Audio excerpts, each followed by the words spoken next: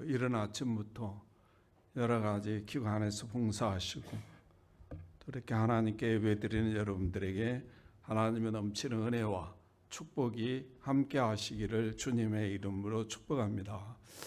오늘 본문에 보면 이제 그 야베스 사람들의 입장에서 한번 생각해 보자는 것이죠. 이 야베스 사람들이 지금 사울 왕의 총애를 받고 살았습니다. 그런데 이 사울 왕이 죽었다는 소식을 듣게 됐어요. 그래 좀 있으니까 다윗이 보낸 전령들이 찾아온 거예요.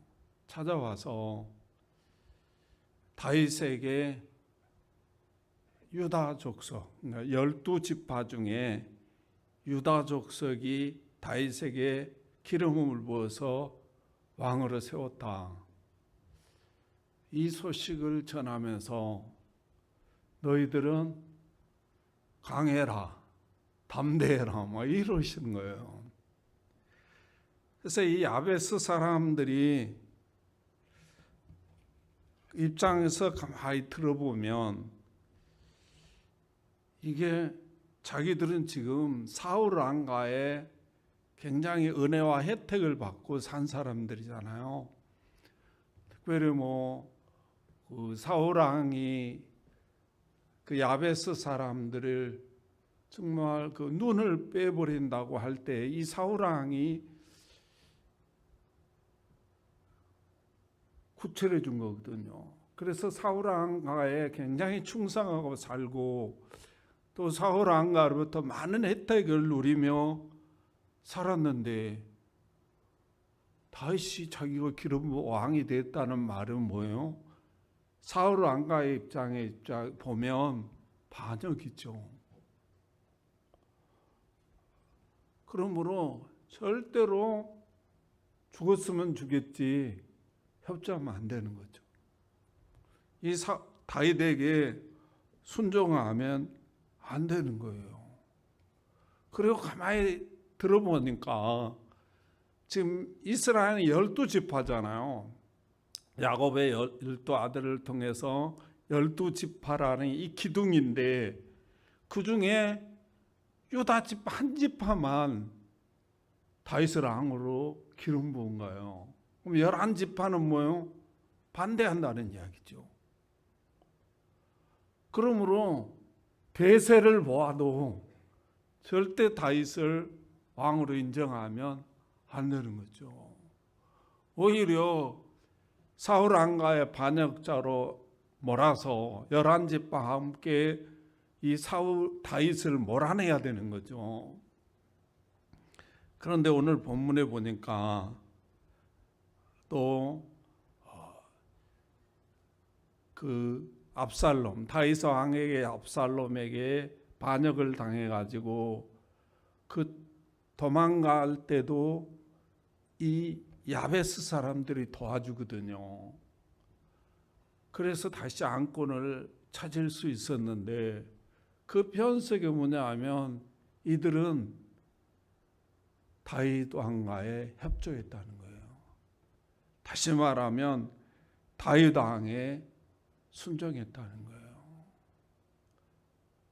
어떤 면으로 보면 다시 이야기하면 이들은 사울 왕에게 엄청난 은혜를 받아가지고 어쩌면 이 정말로 야베스 사람들이 전부 다 눈을 다 빼가지고 맹인으로 살아가야 할 그런 입장에 있는 사람들을 사울 왕이 건져줬거든요.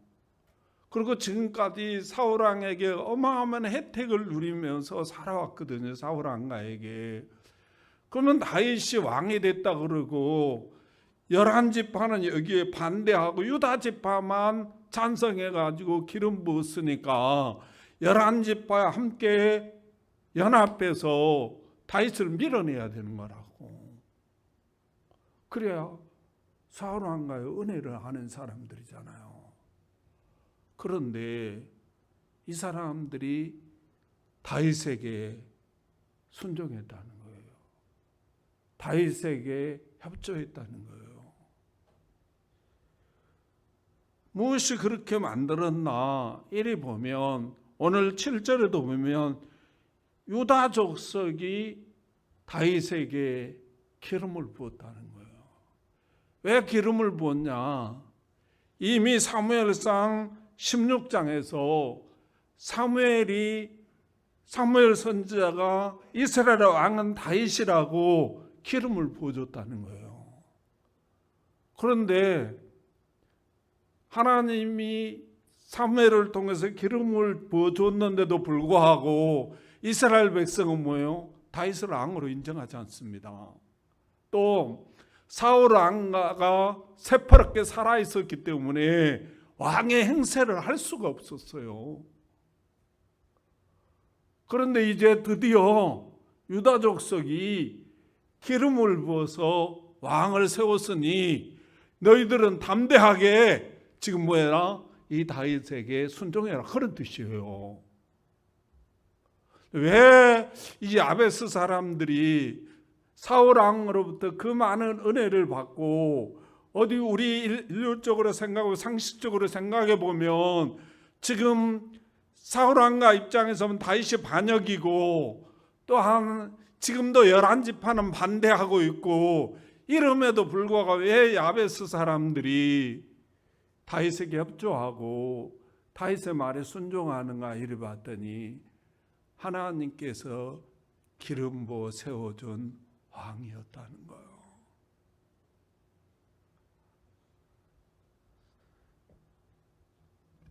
사랑하는 성도 여러분,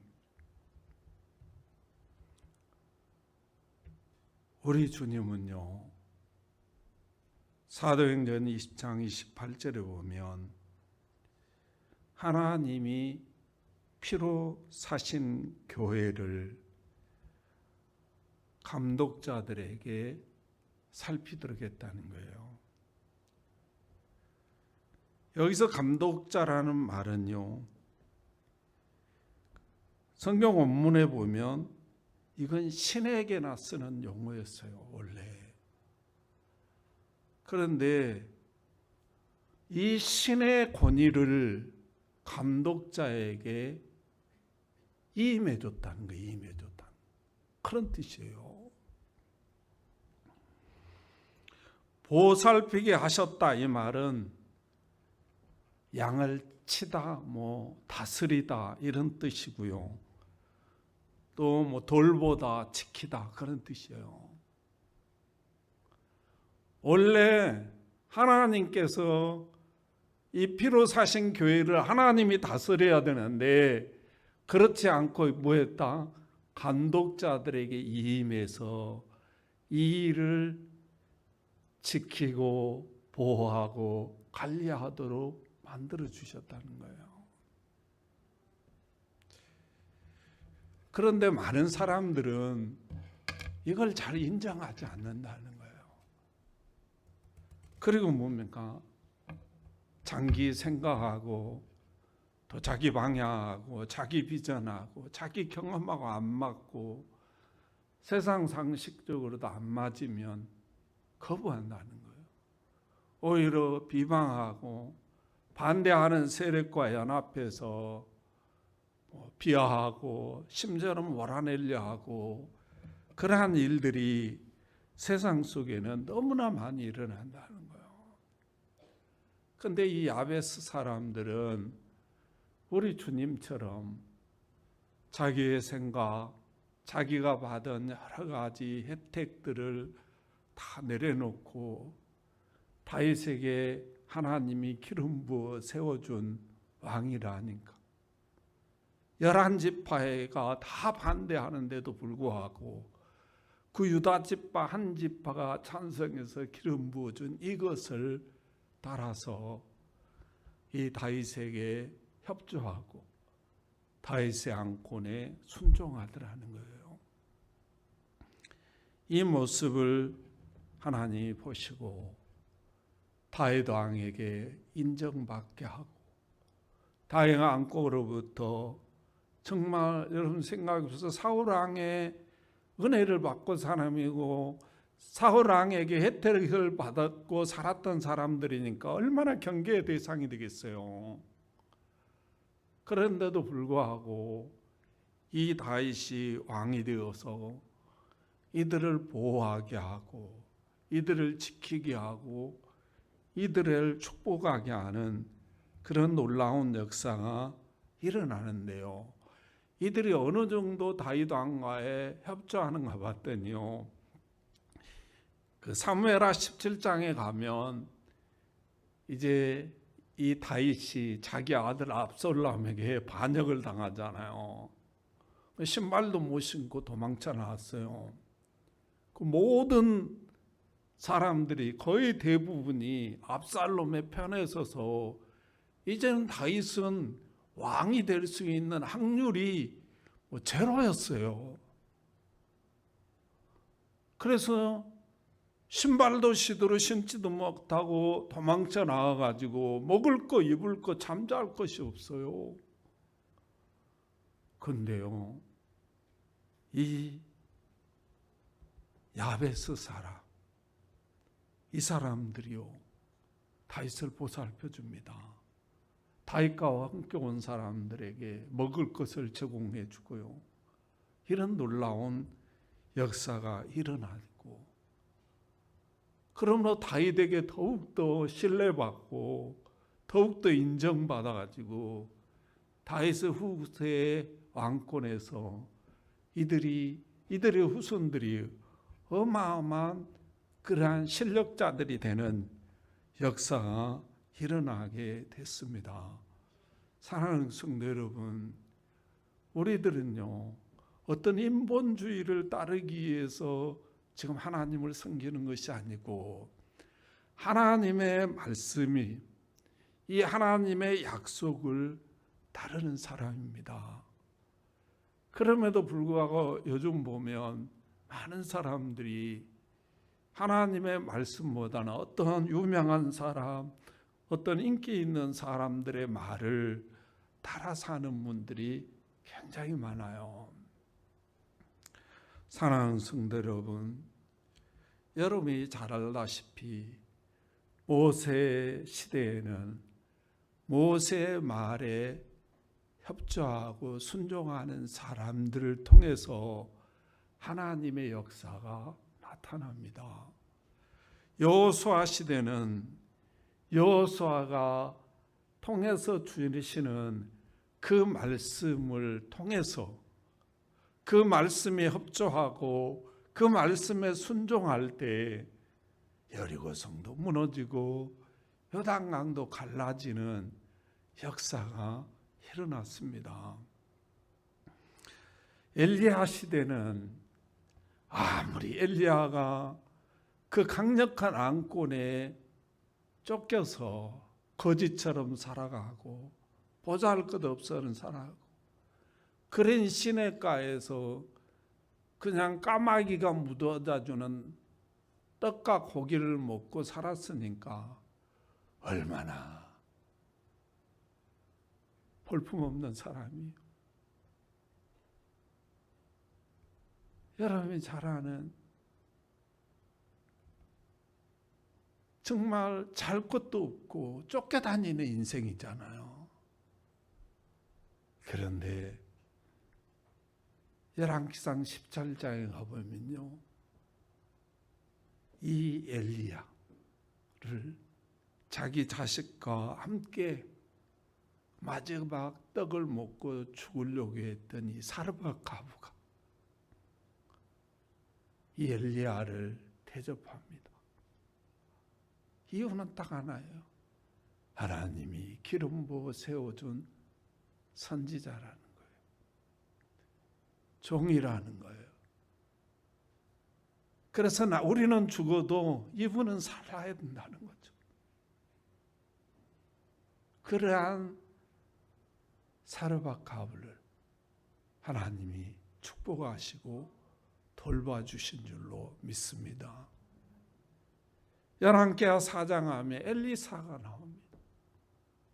이 엘리사, 수넴 여인이라는 게 나오잖아요. 이 수넴 여인이 이 엘리사를 극진히 대접합니다. 이유가 뭔가 봤더니 하나님이 기름 부어 세운 선지자라는 거예요. 그 대접했더니 힘으로도 안 되고 돈으로도 안 되고 권력으로 안 됐던 아들을 낳는 역사가 일어났어요. 본인도 믿지를 못했어요. 포기했어요, 이제. 그랬는데 하나님의 기름 부어준 선지자라는 사실을 믿고 그분을 극진히 대접하고 그분을 극진히 모실 때에 하나님이 꿈에도 소원이고 그 소원을 가슴판에 묻고 포기했는데 하나님의 그 꿈을 이루어 주셨습니다. 사랑하는 성도 여러분, 하나님은 살아계십니다. 그러므로 이 하나님의 말씀을 따라서 살아야 됩니다. 이 사람이 담대한 사람이라. 이 사람이 용기 있는 사람이라는 거예요. 여호수아서 1장에 보면 모세가 죽고 나니까 굉장히 여호수아가 두려웠던 것 같아요. 이 많은 백성을 광야에 놓고 40년 동안 이끌었던 모세가 죽었으니까 굉장히 지금 혼란에 빠진 거죠. 굉장히 두려웠던 것 같아요. 하나님이 찾아와서 말합니다. 너는 강하고 담대하라.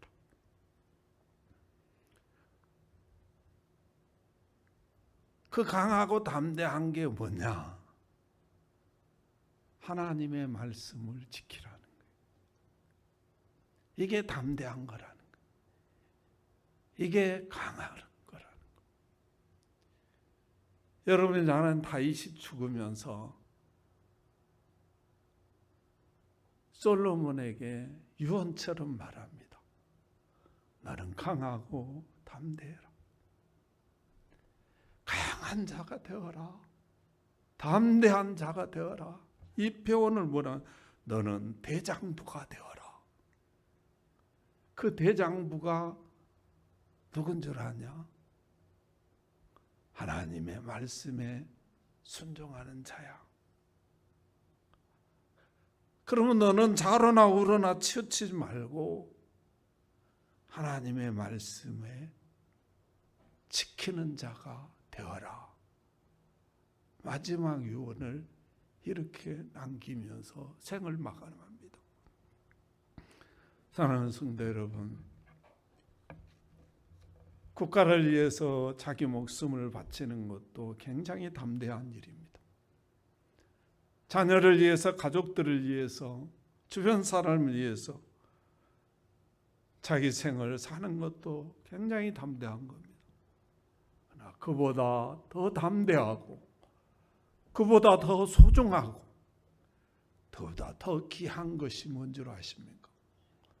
그것이 바로 하나님의 말씀에 순종하는 것이고, 다른 표현으로 하면 하나님의 말씀을 지키는 것이라는 사실을 꼭 믿으시기를 주님의 이름으로 축복합니다.